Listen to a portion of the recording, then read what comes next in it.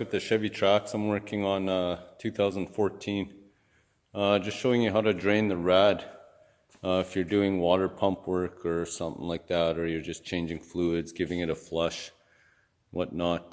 This one I just happen to have up in the air, and already I'm doing a bunch of work on it. But anyway, just going to show you how to drain the rad. If you come on this side, on the passenger side, again, this is a 2014, I believe it is a 1.4 liter.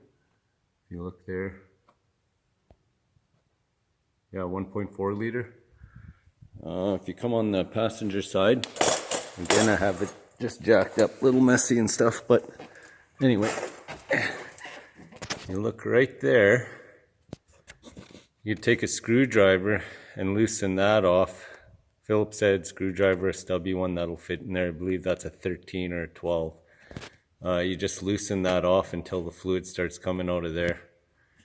And yeah, simple stuff. And you will have to take off this piece that's right here. I believe there is a shroud here you'll have to take off. This one didn't have one.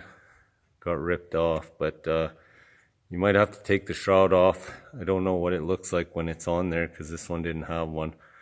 But if you could stick your hand in there and just turn that, most likely have to take the shroud off, I believe. But if not, then you're good to go.